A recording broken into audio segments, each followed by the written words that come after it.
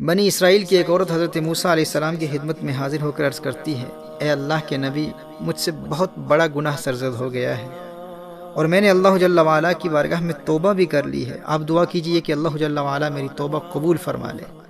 حضرت موسیٰ علیہ السلام نے فرمایا، تیرا گناہ کیا ہے؟ اس نے عرض کیا، اے اللہ کے نبی، مجھ سے زنا سرزد ہوا ہے جس سے میرے ہاں بچہ پیدا ہوا اور میں نے اس بچے کو بھی قتل کر دیا۔ حضرت موسیٰ علیہ السلام نے ارشاد فرمایا، اے فاسقہ فاجرہ عورت، یہاں سے چلی جا، کہیں تیری نحوست کی وجہ سے آسمان سے آگ نازل ہو کر لوگوں کو جلا نہ دے۔ محترم احبہ، وہ عورت وہاں سے پریشان ہو کر چلی جاتی ہے۔ اتنے میں حضرت جبریل امین نازل ہوتے ہیں اور فرماتے ہیں، اے موسیٰ علیہ السلام، اللہ جل وعلا ارشاد فرماتا ہے کہ توبہ کرنے والی اس عورت کو آپ نے واپس کیوں بھیج دیا؟ کیا آپ نے اس سے زیادہ برائی والا کوئی نہیں دیکھا؟ حضرت موسیٰ علیہ السلام نے ارشاد فرمایا، اے جبریل، اس سے زیادہ شر والا کون ہو سکتا ہے؟ یعنی زنا بھی کیا اور بچے کو قتل بھی کر دیا، اس سے بڑا گنہگار کون ہو سکتا ہے؟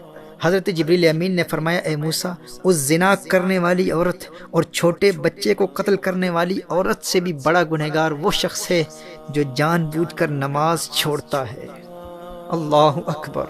محترم احبہ، امام محمد بن احمد ذہبی علیہ رحمہ، جن کا انتقال 748 ہجری میں ہوا، انہوں نے اس روایت کو اپنی کتاب القبائر میں نقل کیا ہے۔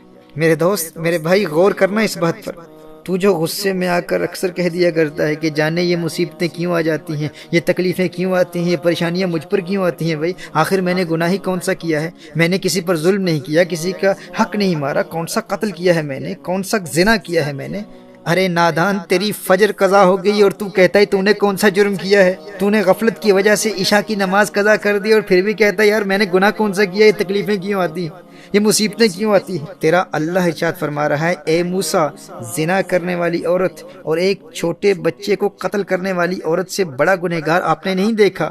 پھر اللہ جبریل امین کے ذریعے یہ پیغام موسیٰ علیہ السلام تک پہنچاتا ہے کہ اے موسیٰ، جو جان بوجھ کر ایک نماز بھی چھوڑتا ہے وہ زنا کرنے والی سے بھی بڑا گنہگار ہے اور قتل کرنے والے سے بھی بڑا گنہگار ہے۔ امام راضی علیہ رحمہ نے میرے آقا صلی اللہ علیہ وآلہ وسلم کے دور کی ایک عورت کا بھی ایسا ہی واقعہ نقل فرمایا ہے۔ اس سے بھی یہی جرم ہوا تھا، زنا کا ارتکاب ہو گیا تھا، اس کا خامند کہیں باہر گیا ہوا تھا، اس نے زنا کیا اور جو بچہ پیدا ہوا اس بچے کو قتل کر دیا۔ نبی کریم صلی اللہ علیہ وسلم کی بارگاہ میں حاضر ہو کر عرض کرتی ہے، یا رسول اللہ صلی اللہ علیہ وسلم، اس گناہ کا کفارہ کیا ہے؟ نبی کریم صلی اللہ علیہ وسلم نے ارشاد فرمایا، چونکہ تو شادی شدہ ہے اور تو نے زنا کا ارتکاب کیا ہے، اس کی سزا رجم ہے اور قتل کی سزا، اس بچے کے قتل کی سزا قتل ہے۔ اور دیگر دنیاوی اور اخروی سزائیں بیان کرنے کے بعد میرے آقا صلی اللہ علیہ وآلہ وسلم نے ایک بڑا ہی اہم جملہ ارشاد فرمایا۔ نبی کریم صلی اللہ علیہ وآلہ وسلم نے ارشاد فرمایا کہ تو جس پریشانی کی حالت میں گھبرائی ہوئی آئی تھی، میں نے تو سمجھا تھا کہ تیری نماز عصر قضا ہو گئی ہے۔ اللہ اکبر، اللہ اکبر، یعنی ایک نماز عصر کا قضا ہو جانا قتل و زنا سے بھی بڑا جرم ہے۔ یہ میرے آقا صلی اللہ علیہ وآلہ وسلم کی اس حدیث کا مفہوم ہے۔ اور یہ جرم اس کا ہے جس کی ایک نماز قضا ہو گئی، جس نے ایک مرتبہ حی علی الصلاۃ کے بلاوے کو نظر انداز کیا، یہ اس کا جرم ہے۔ محترم احبہ، غور کیجئے گا، شیطان کا جرم کیا تھا؟ شیطان نے سجدے سے انکار کیا تھا، اس نے ایک مرتبہ ایک سجدے سے انکار کیا اور مردود بارگاہ ہو گیا۔ شیطان نے کوئی قتل نہیں کیا تھا، شیطان نے کوئی زنا نہیں کیا تھا، کوئی چوری اور ڈکیتی نہیں کی تھی۔ شیطان کا جرم کیا تھا؟ شیطان کا جرم یہی تھا، اللہ جل وعلا نے سجدے کا حکم ارشاد فرمایا، اس نے ایک مرتبہ انکار کیا، ہمیشہ ہمیشہ کے لیے مردود بارگاہ ہو گیا۔ اور یہاں ایک مسلمان کو بار بار سجدوں کے لیے بلایا جاتا ہے، 5 مرتبہ حی علی الصلاۃ، حی علی الفلاح کے ذریعے اللہ جل وعلا کی طرف سے حکم دیا جا رہا ہے، لیکن اسے اللہ جل وعلا کے حکم کی پرواہ ہی نہیں۔ محترم احبہ، ایسے بے نمازی کو حدیث مصطفیٰ صلی اللہ علیہ وسلم کی روشنی میں آخرت میں قیامت کے روز فرعون کی صفوں میں اٹھایا جائے گا، حامان کے ساتھ اٹھایا جائے گا، قارون کے ساتھ اٹھایا جائے گا، ابی بن خلف جیسے اللہ جل وعلا کے دشمنوں کی صف میں وہ اپنے آپ کو پائے گا۔ اس سے بڑھ کر ذلت اور رسوائی کی بات کیا ہو سکتی ہے کہ انسان خود کو مسلمان کہہ رہا ہے اور آخرت میں جب اٹھایا جاتا ہے تو اپنے آپ کو اللہ کے دشمنوں کی صفوں میں پاتا ہے۔ اس سے بڑھ کر رسوائی کیا ہے؟ اللہ جل وعلا ہمیں نمازوں میں استقامت عطا فرمائے اور روز محشر قیامت کے روز اللہ جل وعلا ہمیں اپنے سامنے اور اپنی مخلوق کے سامنے اس ذلت اور رسوائی سے محفوظ رکھے کہ ہمیں اللہ جل وعلا کے دشمنوں کی صفوں میں اٹھایا جائے۔ اور پھر ہمارے کچھ نادان بھائی کہہ دیتے ہیں کہ بھائی ایسا بھی تو نہیں ہے کہ ہم بے نمازی ہیں، بس کام کاج کی وجہ سے کچھ نمازیں رہ جاتی ہیں۔ کوئی کہتا ہے کہ بھائی میں 4 پڑھ لیتا ہوں، بس فجر قضا ہو جاتی ہے۔ کوئی کہتا ہے کہ بھائی رات تھکا ہوا اگر آتا ہوں تو بغیر عشاء ادا کیے سو جاتا ہوں، لیکن 4 نمازیں تو کہیں گئی نہیں نا بھائی، 4 نمازیں تو پکی پڑھتا ہوں، میں کوئی بے نمازی نہیں ہوں اور پکا نمازی ہوں۔ اچھا 4 نصیب فجر اور عشاء کو چھوڑ کر 3 نمازیں تو عرصے سے بلا ناغہ پڑھ رہا ہوں بھائی، بڑا پکا نمازی ہوں، 3 نمازیں تو میری کبھی قضا ہی نہیں ہوتی۔ اور کوئی ظالم کہتا ہے کہ فجر پڑھ کر کام پر جاتا ہوں بھائی، لیکن کاروباری مصروفیات کی وجہ سے ظہر، عصر اور مغرب کو ان تینوں نمازوں کو عشاء کے ساتھ ملا کر قضا پڑھ لیتا ہوں۔ میں تو نمازی تو ہوں نا بھائی، مجھے بے نمازی تو نہ کہا جائے۔ ارے ظالم انسان، تو اپنے آپ کو نمازی کہتا ہے، 4 پڑھنے والا نمازی نہیں ہوتا، 3 پڑھنے والا نمازی نہیں ہوتا، تو اپنے آپ کو پکا نمازی کہتا ہے۔ میرے دوست، جو ایک نماز بھی بغیر عذر شرعی ترک کر دیتا ہے وہ بے نمازی ہے۔ جو نمازیں قضا کرنے کی عادت بنا لیتا ہے وہ نمازی نہیں ہوتا، وہ بے نمازی ہوتا ہے۔ اور ایسے بے نمازی کے لیے قرآن و سنت میں سخت عذاب بیان کیا گیا ہے۔ میرے نادان بھائی اور میری ناسمجھ بہن، یہ کاروباری مصروفیات اور گھریلو کام کاج یہ نماز ترک کرنے کے لیے کوئی عذر نہیں ہے۔ شریعت مطہرہ اس عذر کو قبول نہیں کرتی، یہ عذر شرعی نہیں ہے۔ کس قدر جہالت ہے کہ دنیاوی مصروفیات کی وجہ سے 3 یا 4 نمازیں پڑھنے والا بھی اس خوش فہمی میں رہتا ہے کہ بھائی میں بے نمازی تو نہیں ہوں، اور دن بھر کی نمازیں عشاء کی نماز کے ساتھ ملا کر پڑھنے والا بھی خود کو پکا نمازی سمجھ رہا ہوتا ہے۔ میرے بھائی، شریعت مطہرہ میں نمازی وہی ہے جس کی کوئی نماز بغیر عذر شرعی قضا نہیں ہوتی۔ 5 پڑھتا ہے، 4 نہیں پڑھتا، 3 نہیں پڑھتا، 5 نمازیں پڑھتا ہے، باقاعدگی سے پڑھتا ہے۔ اور ایسے پختہ نمازی کی اگر ایک نماز بھی فوت ہو جائے نا تو نماز کا فوت ہو جانا اس کے لیے اس قدر تکلیف دہ ہوتا ہے جیسے گھر میں کوئی فرد فوت ہو گیا ہو۔ صحیح ابن حبان کی حدیث ہے، میرے آقا صلی اللہ علیہ وآلہ وسلم نے ارشاد فرمایا، من فاتته صلاة فكأنما وطر اہلہ ومالہ، جس کی ایک نماز بھی فوت ہو گئی وہ ایسا ہے کہ گویا اس کے گھر کے لوگ اور مال و دولت سب چھین لیے گئے ہوں۔ جو حقیقتاً نمازی ہوتا ہے، اگر اس کی ایک نماز بھی قضا ہو جائے نا تو پھر وہ دن اس کی زندگی کا سب سے بڑا ٹریجڈی والا دن ہوتا ہے، اور قضا پڑھتے وقت بھی رنج و غم اور ندامت و شرمندگی میں اس کی آنکھوں سے اشکوں کی برسات جاری ہوتی ہے۔ اس کا چہرہ دیکھنے والا یہ سمجھتا ہے کہ آج اس کا کوئی اپنا فوت ہو گیا ہے، آج اس کا سب کچھ لٹ گیا، سب کچھ برباد ہو گیا، اس کا سارا مال چھین لیا گیا، ساری دولت چھین لے گی۔ اسے ایسا صدمہ پہنچتا ہے، اس کا غم، اس کی پریشانی اور اس کی ندامت و شرمندگی اس کے چہرے پر نظر آ رہی ہوتی ہے۔ یہ 3 یا 4 نمازیں پڑھنے والے یا آئے دن قضا پڑھ کر اپنے آپ کو نمازی سمجھنے والے میرے نادان دوست، غفلت کی اس نیند سے آج بیدار ہو جا۔ آج بیدار نہیں ہوگا تو کب ہوگا؟ سورہ مریم میں اللہ جل وعلا ارشاد فرماتا ہے، فَخَلَفَ مِن بَعْدِهِمْ خَلْفٌ أَضَاعُوا الصَّلَاةَ وَاتَّبَعُوا الشَّهَوَاتِ فَسَوْفَ يَلْقَوْنَ غَيًّا إِلَّا مَن تَابَ وَآمَنَ وَعَمِلَ صَالِحًا۔ اللہ جل وعلا نے ارشاد فرمایا، فَخَلَفَ مِن بَعْدِهِمْ خَلْفٌ، بس ان کے بعد کچھ ناخلف آئے جنہوں نے نماز کو ضائع کیا اور خواہشات کے پیچھے چلے، فَسَوْفَ يَلْقَوْنَ غَيًّا، پس انقریب وہ جہنم کی گہری وادی میں جائیں گے، الا من تاب وآمن وعمل صالحا، مگر جو توبہ کرے اور ایمان لائے اور اچھے عمل کرے۔ حضرت عبداللہ ابن عباس رضی اللہ تعالیٰ عنہما فرماتے ہیں کہ اس آیہ مبارکہ میں نماز ضائع کرنے کا معنی یہ نہیں ہے کہ انہوں نے نماز بالکل چھوڑ دی، بلکہ اس کا معنی یہ ہے کہ نماز اپنے وقت پر ادا نہیں کی۔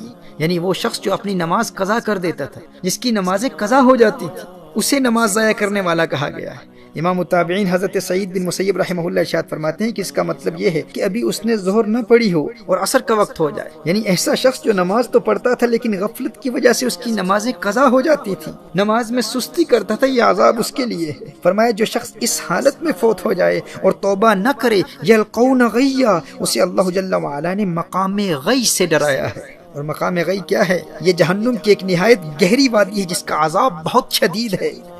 غور کریں میرے وہ بھائی، میری وہ بہنیں، میرے وہ بزرگ، میری وہ مائیں، میرے وہ دوست جو نماز میں سستی کرتے ہیں، کبھی وقت پر پڑھ لیتے ہیں، کبھی قضا ہو جاتی ہے اور پھر کہتے ہیں کہ ہم پکے نمازی ہیں۔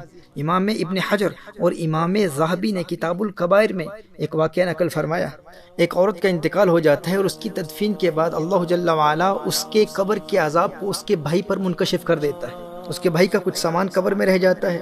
تدفین کے بعد جب وہ گھر جاتا ہے اور اپنا سامان تلاش کرتا ہے تو پھر اسے یاد آتی ہے کہ بہن کی تدفین کے وقت اس کا وہ سامان قبر میں گر گیا تھا۔ جب واپس قبرستان جاتا ہے، قبر کھودتا ہے تو دیکھتا ہے کہ اس کی بہن کی قبر آگ کے شعلوں سے بھری ہوئی ہے۔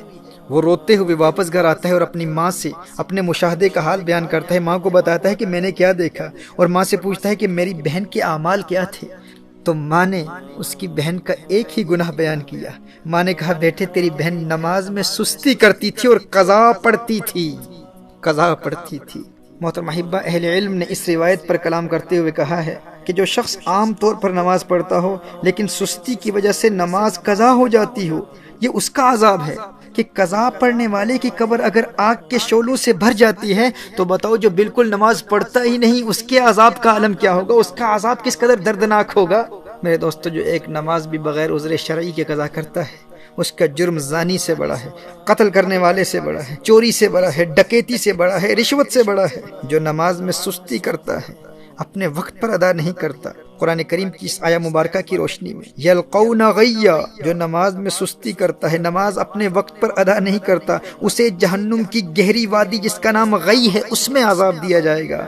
تو جو نماز پڑھتا ہی نہیں اس کا عذاب کس قدر دردناک ہوگا۔ میری آج کی یہ گفتگو اس کے متعلق نہیں ہے جو نماز بالکل پڑھتا ہی نہیں ہے، یہ اس کے لیے ہے جو نماز میں سستی کرتا ہے، قضا کرتا ہے۔ آج جتنی روایات پیش کر رہا ہوں یہ اسی حوالے سے پیش کر رہا ہوں، لیکن اس سے ان لوگوں تک بھی پیغام پہنچنا چاہیے جو بالکل نماز پڑھتے ہی نہیں۔ محترم احبہ، نماز کسی حال میں معاف نہیں، بیماری کی حالت میں بھی نماز فرض ہے۔ کھڑے ہو کر نہیں پڑھ سکتے تو بیٹھ کر پڑھیں، بیٹھ کر نہیں پڑھ سکتے تو لیٹ کر پڑھیں، پانی نہیں ہے تو تیمم کر لیں۔ نماز تو میدان جنگ میں بھی معاف نہیں ہے۔ محترم احبہ، نماز چھوڑنا تو بہت بڑی بات ہے، تارک الصلاح ہونا تو کجا۔ ہمارے اسلاف تو اس تصور سے بھی ڈرتے تھے کہ کہیں نماز میں سستی کرنے والوں میں ان کا نام نہ لکھا جائے یا نماز ضائع کرنے والوں میں ان کا شمار نہ ہو جائے۔ حضرت عبداللہ ابن عباس رضی اللہ تعالیٰ عنہما کی آنکھ میں پانی اتر آیا۔ لوگوں نے عرض کیا کہ اس کا علاج تو ہو سکتا ہے لیکن چند نمازیں قضا ہو جائیں گی۔ آپ نے فرمایا یہ نہیں ہو سکتا، میں نے نبی کریم صلی اللہ علیہ وآلہ وسلم سے سنا ہے کہ جو شخص نماز نہ پڑھے وہ اللہ جل وعلا کے یہاں ایسی حالت میں حاضر ہوگا کہ اللہ جل وعلا اس سے ناراض ہوگا۔ اللہ اکبر! کہا کہیں میرا اللہ ناراض نہ ہو جائے۔ حدیث شریف میں آتا ہے نا کہ من لقی اللہ وہو مودع للصلاۃ، جو اللہ جل وعلا سے یوں ملاقات کرے کہ وہ نماز کو ضائع کرنے والا ہو تو اللہ جل وعلا اس کی کسی نیکی کی پرواہ نہیں کرتا۔ وہ خود کو نیکوکار سمجھے گا کہ میری اور تو بہت نیکیاں ہیں، ٹھیک ہے میری نماز قضا ہو گئی تھی لیکن میں نیک تو ہوں، میں صدقات دیتا ہوں، میں نے مسجدیں بنائی ہیں، میں خدمت خلق بجا لاتا ہوں، میرے اخلاق اچھے ہیں، یعنی اس کی اور بے شمار نیکیاں ہوں گی۔ وہ روزے دار بھی ہوگا، اس نے حج بھی کیا ہوا ہوگا، وہ خدمت خلق بھی بجا لاتا ہوگا، صدقات بھی دیتا ہوگا، وہ کہے گا کہ میری اور بے شمار نیکیاں ہیں، میں ایک اچھا انسان ہوں، کبھی کسی پر ظلم نہیں کیا، میں نے کبھی کسی کو مارا نہیں ہے، میں نے کسی کو کوئی تکلیف نہیں پہنچائی۔ کہا کہ اگر وہ تارک الصلاح ہے، اگر اس کی نمازیں ضائع ہو جاتی ہیں، اگر وہ نمازیں قضا کرتا ہے تو اللہ جل وعلا کو قیامت کے روز اس کی کسی اور نیکی کی پرواہ نہیں ہوگی۔ یہ حضور اکرم صلی اللہ علیہ وسلم کی حدیث ہے۔ اور ایک حدیث شریف میں آتا ہے من ترک الصلاۃ لقی اللہ وہو علیہ غضبان۔ اللہ اکبر! کہا کہ جس نے نماز ترک کی قیامت کے روز وہ اللہ جل وعلا سے اس حال میں ملے گا کہ اللہ اس سے ناراض ہوگا اور اس سے اللہ کے غضب کا سامنا کرنا پڑے گا۔ محترم احبہ، نبی کریم صلی اللہ علیہ وآلہ وسلم نے ارشاد فرمایا کہ قیامت کے روز بندے سے سب سے پہلے اس کی نماز کے متعلق سوال ہوگا، اس سے پوچھا جائے گا نماز پڑھتا تھا کہ نہیں۔ اور ایک روایت میں ہے کہ وہ قیامت کے دن اس طرح آئے گا کہ اس کے چہرے پر 3 سطروں میں لکھا ہوگا۔ پہلی سطر میں لکھا ہوگا اے اللہ کے حق کو ضائع کرنے والے، اور دوسری سطر میں لکھا ہوگا اے اللہ کے غضب کے ساتھ مخصوص، اور تیسری سطر میں لکھا ہوگا کہ جس طرح تو نے دنیا میں اللہ کے حق کو ضائع کیا اسی طرح آج تو اللہ کی رحمت سے مایوس ہوگا، آج تو اللہ کی رحمت سے مایوس ہوگا۔ میں حضرت ابن عباس رضی اللہ تعالیٰ عنہما کے حوالے سے عرض کر رہا تھا کہ آنکھ میں پانی اتر آیا اور لوگوں نے عرض کیا کہ اس کا علاج یہ ہے کہ چند دنوں کی نمازیں قضا ہو جائیں گی۔ فرمایا یہ نہیں ہو سکتا، کیونکہ میں نے نبی کریم صلی اللہ علیہ وسلم سے سنا ہے کہ جو شخص نماز نہ پڑھے وہ اللہ جل وعلا کے یہاں ایسی حالت میں حاضر ہوگا کہ اللہ اس سے ناراض ہوگا۔ محترم احبہ، اگرچہ ان کے اس عذر کی وجہ سے نماز چھوڑنا ان کے لیے جائز تھا، وہ اس عذر کی وجہ سے ہرگز تارک الصلاۃ نہ ہوتے، لیکن انہیں اس بات کا خوف تھا کہ کہیں نماز ضائع کرنے والوں میں میرا شمار نہ ہو جائے۔ اور ایک روایت میں تو آیا ہے کہ انہیں کہا گیا کہ آپ کی نمازیں قضا نہیں ہوں گی، بس 5 دن زمین کے بجائے بلند لکڑی پر سجدہ کرنا ہوگا، یعنی زمین پر سجدہ نہیں کر پائیں گے، سجدہ کریں گے لیکن بلند لکڑی پر سجدہ کرنا ہوگا۔ تو حضرت عبداللہ ابن عباس رضی اللہ تعالیٰ عنہما نے ارشاد فرمایا 1 رکعت بھی اس طرح ادا نہیں کروں گا۔ میرے دوست، جسے سجدے کی لذت مل جائے وہ کہتا ہے کہ بھائی بینائی جاتی ہے تو جاتی رہے، لیکن ایک سجدے کی لذت سے جو روشنی اور بینائی دل کی آنکھ کو ملتی ہے اس کا مقابلہ و موازنہ ماتھے کی آنکھ کی روشنی سے کہاں کیا جا سکتا ہے۔ وہ ایک سجدہ جسے تو گراں سمجھتا ہے 1000 سجدوں سے دیتا ہے آدمی کو نجات۔ وہ سجدہ روح زمیں جس سے کانپ جاتی تھی اسی کو آج ترستے ہیں ممبر و محراب۔ ویسے تو مسجدوں میں ہزاروں سجدے کرنے والے ہوتے ہیں، لیکن جس سجدے کو آج ممبر و محراب ترستے ہیں وہ سجدہ کون سا ہے؟ یہ وہ سجدہ ہے جو اس قدر انہماک قلب اور حضوری قلب سے ادا کیا جاتا ہے کہ بندے میں ایسی انقلابی روح پیدا کر دیتا ہے کہ بندہ در در کی ٹھوکریں کھانے سے ہمیشہ ہمیشہ کے لیے آزاد ہو جاتا ہے۔ در در دیے در در نالوں، در بن جا ایک دردا، چول کتا کیوں خویندائیں، در بن وقتاں وردہ۔ جب وہ ایک در کا در بن جاتا ہے پھر اللہ جل وعلا اسے در در کی در در سے ہمیشہ ہمیشہ کے لیے آزاد کر دیتا ہے۔ جب وہ اللہ کی بارگاہ کا منگتا بن جاتا ہے پھر کسی اور کی بارگاہ میں جولی پھیلانے کی حاجت کبھی پیش نہیں آتی۔ در در دیے در در نالوں، در بن جا ایک دردا، چول کتا کیوں خویندائیں، در بن وقتاں وردہ۔ وہیں سجدہ ہے لائق اہتمام کہ ہو جس سے ہر سجدہ تجھ پہ حرام۔ وہی سجدہ ہے لائق اہتمام کہ ہو جس سے ہر سجدہ تجھ پہ حرام۔ حضرت سیدنا فاروق اعظم رضی اللہ تعالیٰ عنہ کی زندگی کے آخری ایام میں جب آپ پر حملہ کیا گیا تو ہر وقت جسم سے خون جاری رہتا، لیکن جب نماز کا وقت ہوتا اور انہیں بیدار کیا جاتا اس شدید بیماری اور کمزوری کی حالت میں، محترم احبہ غور کیجئے حضرت فاروق اعظم رضی اللہ تعالیٰ عنہ اس تکلیف میں کیا ارشاد فرماتے ہاں سنو جو نماز کو ضائع کرتا ہے اس کا اسلام میں کوئی حصہ نہیں ہے، اور اسی حالت میں پھر نماز ادا کرتے۔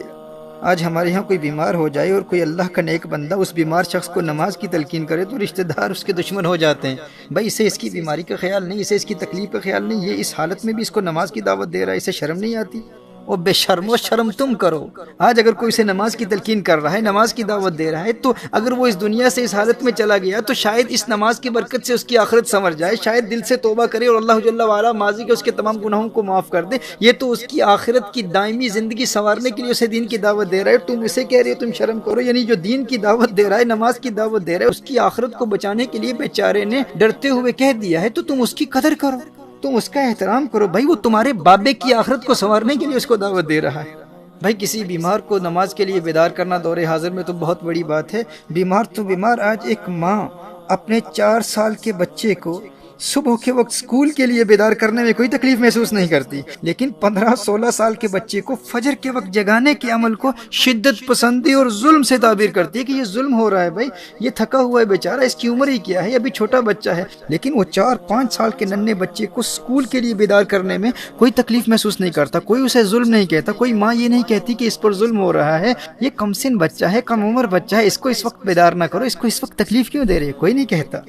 4-5 سال کے ننھے بچے کا دنیاوی مستقبل سنوارنے کے لیے اسے ہر تکلیف برداشت کرنے کی تربیت دی جاتی ہے، بلکہ باپ ماں سے ناراض ہو جاتا ہے کہ تو نے اسے اسکول کے لیے کیوں نہیں جگایا، لیکن 15 سال کے بچے کے دونوں جہانوں کے مستقبل کو برباد کرتے ہوئے کسی کو شرم نہیں آتی۔ اپنی ہی اولاد کو جہنم کی آگ میں جلنے سے بچانے کی نہ باپ کو پرواہ ہوتی ہے نہ ماں کو پرواہ ہوتی ہے، لیکن میرے دوستو پتہ اس وقت چلے گا جب قیامت کے روز یہی اولاد اپنے والدین کو گریبان سے پکڑ کر جہنم کی آگ میں دھکیل رہی ہوگی کہ ہماری آج کی بربادی کا سبب تم ہو، تم نے ہمیں اس مختصر زندگی کی کیریئر پلاننگ تو سکھا دی، لیکن تم نے ہمیں کبھی یہ نہیں بتایا تھا کہ فجر قضا ہو گئی تو لاکھوں برس جہنم کی آگ میں جلنا ہوگا۔ اس وقت بیٹا کہے گا کہ میں 5 سال کا تھا اور نرم بستر سے بیدار ہو جاتا تھا کیونکہ تم نے مجھے پٹی ہی یہی پڑھائی تھی کہ اگر اسکول نہ گیا تو تمہارا کیریئر برباد ہو جائے گا، لوگوں کو کیا منہ دکھاؤ گے، تیری ناکامی پر لوگ ہنسیں گے، بڑے ہو کر ذلت و رسوائی کا سامنا کرنا پڑے گا، زمانے کے تانوں اور غربت اور بھوک اور پیاس کو کیسے برداشت کرو گے؟ ہے میری ماں، ہے میرے ابو جی، تم نے پیٹ کی عارضی آگ سے تو ڈرایا تھا، لیکن افسوس کہ اس دن کی آگ کے بارے میں تم نے ہمیں کبھی کچھ بتایا ہی نہیں۔ آج تمہاری وجہ سے میں جہنم میں جا رہا ہوں، جانے کتنے برس جہنم کی آگ میں جلوں گا، اور سب سے بڑی محرومی تو یہ ہے کہ میں خود کو نیک سمجھتا تھا، لیکن آج میرے ماتھے پر لکھا ہوا ہے کہ میں اللہ کے حق کو ضائع کرنے والا ہوں، میں اللہ کے غضب اور ناراضگی کے ساتھ مخصوص ہوں، اور آج تیرا بیٹا اللہ جل وعلا کی رحمت سے مایوس ہے۔ اے میرے والدین، آج آپ کی وجہ سے میں فرعون، حامان، قارون اور ابی بن خلف جیسے اللہ کے دشمنوں کی صفوں میں کھڑا ہوں۔ کیوں؟ آخر کیوں؟ یہ ظلم مجھ پر کیوں کیا؟ آج اللہ کی ساری مخلوق میری پیشانی پر لکھی ہوئی ان عبارتوں کو پڑھ رہی ہے۔ ابو جی دنیا کی نظروں اور دنیا کے تانوں سے تو ڈراتے تھے، لیکن اس دن کی رسوائی کا ذکر بھی نہیں کیا، مجھے کبھی بتایا ہی نہیں کہ یہ دن بھی آنے والا ہے۔ کاش کہ تم نے مجھے جگایا ہوتا، کاش کہ تم نے مجھے نماز کی اہمیت بتائی ہوتی۔ تمہیں فجر کے وقت میرے آرام کا بہت خیال تھا، اور پورا دن جب اسکول میں گزار کر میں گھر واپس آتا تو ہوم ورک کے بارے میں بات کرتے، ہوم ورک کیا ہے یا نہیں، ٹیوشن پر بھیجنے کا اہتمام بھی کیا جاتا، اور جب میں ٹیوشن سے واپس آتا تو فوراً کہا جاتا اب آرام سے سو جاؤ کیونکہ ارلی مارننگ جاگنا ہے۔ عشاء کی نماز کے بارے میں مجھے کبھی تم نے بتایا ہی نہیں کہ عشاء بھی پڑھنی ہے۔ فجر کے وقت جگانے کا اہتمام کبھی تم نے کیا ہی نہیں کیونکہ تمہیں میرے آرام کا بہت خیال تھا نا۔ ارے جب 5 سال کا تھا تو دنیا کی ناکامی کے ڈر سے اسکول کے لیے بیدار ہو جاتا تھا، تو 14 سال کی عمر میں آخرت کے عذاب سے بچنے کے لیے میں کیوں نہ بیدار ہوتا۔ کاش کہ تم نے مجھے جگایا ہوتا، کاش کہ تم نے مجھے نماز کی اہمیت بتائی ہوتی۔ میرے بھائیو، اپنا اور اپنی اولاد کا دنیاوی اور اخروی مستقبل سنوارنے کے لیے آج بیدار ہو جاؤ۔ مرنے کے بعد تو سب بیدار ہو ہی جاتے ہیں، اس وقت تو سب کو سمجھ آ جاتی ہے، لیکن سمجھدار وہی ہے جو دنیا میں سمجھ جائے، کیونکہ وہاں تو سب سمجھ جائیں گے اور وہاں سمجھنے کا کوئی فائدہ نہیں۔ حقیقی سمجھدار وہی ہے جو اس دنیا میں سمجھ جائے۔ Everyone will understand in the hereafter, but that understanding will be useless. It will not benefit anyone. A wise man is the one who understands in this dunya. A wise man is the one who wakes up from the sleep of unconsciousness, from the sleep of negligence in this dunya, in this worldly life. آج ہم باتیں تو بہت کرتے ہیں اولاد کے مستقبل کے بارے میں، کریئر پلاننگ کے بارے میں، اپنے اہداف کو کیسے مقرر کرنا ہے، اپنے گولز کو کیسے مقرر کرنا ہے، سیلف ایکچولائزیشن کیا ہے، سیلف ڈسکوری کیا ہے، ڈٹرمنیشن کیا ہے، کنوکشن کیا ہے، time management, risk management, fear management, ان سب پر ہم سارے باتیں کرتے ہیں، ہم بھی بیانات کرتے ہیں، اس کی اہمیت کو اجاگر کرتے ہیں۔ اور یہ ضروری بھی ہے کہ بھائی اپنی انفرادی زندگی کو بہتر کیسے بنائیں، اپنی عائلی زندگی کو بہتر کیسے بنائیں، اجتماعی زندگی کو بہتر کیسے بنائیں، اور یہاں تک کہ پھر ہم عالم اسلام کے حوالے سے بھی بڑی بڑی باتیں کرتے ہیں کہ آج امت مسلمہ کہاں کھڑی ہے، ہماری زبوں حالی کے اسباب کیا ہیں، آج علم کی کمی ہے اور ٹیکنالوجی میں ہم پیچھے رہ گئے ہیں۔ میرے دوستو، ایک بات میں تمہیں بتا دوں، آج ہماری جتنی تعداد ہے دنیا میں، اتنی تعداد ہماری ماضی میں کبھی نہیں تھی۔ ظاہری اسباب اور دنیاوی قوت کے اعتبار سے آج جتنی طاقت ہمیں حاصل ہے، ماضی میں اتنی طاقت ہمیں کبھی حاصل نہیں تھی۔ لیکن ماضی میں ہم حکومت کرتے تھے، ماضی میں ہم حاکم تھے، آج ہم محکوم کیوں ہیں، آج ہم مظلوم کیوں ہیں؟ آج 1.5 ارب سے زائد عددی قوت رکھنے والی مسلم دنیا تمام تر دنیاوی وسائل رکھنے کے باوجود آج اس قدر قسم پرسی اور پسماندگی اور زبوں حالی کا شکار کیوں ہے؟ آج اسلحے کی قوت بھی ہے، فوجی قوت بھی ہے، آج 56 مسلم ممالک ہیں، ہر طرف مساجد ہی مساجد ہیں، درسگاہیں ہیں، علماء کی کثرت ہے، آج ہم ایٹمی طاقت ہیں، آج سب کچھ ہے، لیکن کیا وجہ ہے کہ وہ افرادی قوت کے اعتبار سے بہت کم ہونے کے باوجود وہ جہاں سے گزر جاتے تھے دشمنوں کے سینوں میں کپ کپی طاری ہو جاتی تھی، اور ہم جہاں سے گزرتے ہیں دنیا ہمیں دیکھ کر ہنستی ہے، ہمارا تمسخر اڑاتی ہے، ہماری تحقیر اور تذلیل کی جاتی ہے۔ آخر اس کی وجہ کیا ہے؟ فرق کیا ہے ہم میں اور ان میں؟ میرے دوستو، فرق صرف یہی ہے کہ وہ تعداد میں کم تھے لیکن ان کے پاس سجدوں کی لذت تھی، سجدوں کی قوت تھی۔ ہم تعداد میں بہت زیادہ ہونے کے باوجود سجدوں کی لذت سے محروم ہے۔ فرق یہی ہے، ہمارے پاؤں قبر میں ہے لیکن ابھی تک نہ خود عبادت میں استقامت، نہ خود سجدوں کی حقیقی لذت حاصل کر پائے، اور نہ ہی اپنی اولاد کے دلوں میں یہ جذبہ بیدار کر سکے۔ ماضی میں تعداد میں بہت کم تھے لیکن آخر وہ کون سی روحانی قوت تھی جو ہمیں توپوں سے لڑا دیا کرتی تھی؟ تھے ہم یہ ایک تیرے مار کا آراؤں میں، خشکیوں میں کبھی لڑتے کبھی دریاؤں میں، دی آزانے کبھی یورپ کے کلیساؤں میں، کبھی افریقہ کے تپتے ہوئے صحراؤں میں، شان آنکھوں میں نہ جچتی تھی جہاں داروں کی، کلمہ پڑھتے تھے ہم چھاؤں میں تلواروں کی، ہم جو جیتے تھے تو جنگوں کی مصیبت کے لیے اور مرتے تھے تیرے نام کی عظمت کے لیے، تھی نہ کچھ تیغ زنی اپنی حکومت کے لیے، سر بکف پھرتے تھے کیا دہر میں دولت کے لیے، ٹل نہ سکتے تھے اگر جنگ میں اڑ جاتے تھے، پاؤں شیروں کے بھی میدان سے اکھڑ جاتے تھے، تجھ سے سرکش ہوا کوئی تو بگڑ جاتے تھے، تیغ کیا ہے ہم توپ سے لڑ جاتے تھے، نقش توحید کا ہر دل پہ بٹھایا ہم نے، زیر خنجر بھی یہ پیغام سنایا ہم نے، صفائے دہر سے باطل کو مٹایا ہم نے، نوع انسانی کو غلامی سے چھڑایا ہم نے، تیرے کعبے کو جبینوں میں بسایا ہم نے، تیرے قرآن کو سینوں سے لگایا ہم نے، بنی اغیار کی اب چاہنے والی دنیا رہ گئی اپنے لیے ایک خیالی دنیا، ہم تو رخصت ہوئے اور انہیں سنبھالی دنیا، پھر نہ کہنا ہوئی توحید سے خالی دنیا، تیری محفل بھی گئی، چاہنے والے بھی گئے، شب کی آہیں بھی گئی، صبح کے نالے بھی گئے، دل تجھے دے بھی گئے، اپنا صلہ لے بھی گئے، آ کے بیٹھے بھی نہ تھے اور نکالے بھی گئے، آ کے بیٹھے بھی نہ تھے اور نکالے بھی گئے۔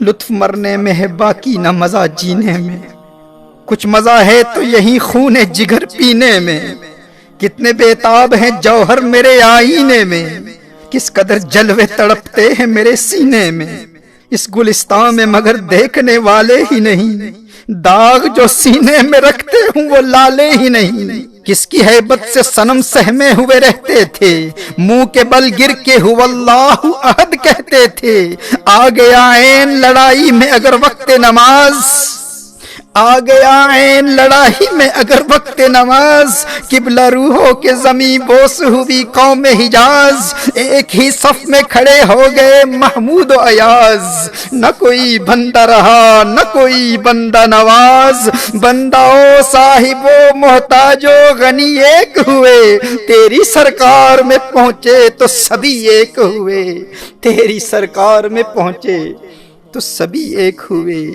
چاک اس بلبل تنہا کی نوا سے دل ہوں، جاگنے والے اسی بانگے درا سے دل ہوں، یعنی پھر زندہ نئے عہد وفا سے دل ہوں، پھر اس بادئے دیرینہ کے پیاسے دل ہوں، عجمی خم ہے تو کیا میں تو حجازی ہے، عجمی خم ہے تو کیا میں تو حجازی ہے، نغمہ ہندی ہے تو کیا لے تو حجازی ہے، نغمہ ہندی ہے تو کیا لے تو حجازی ہے۔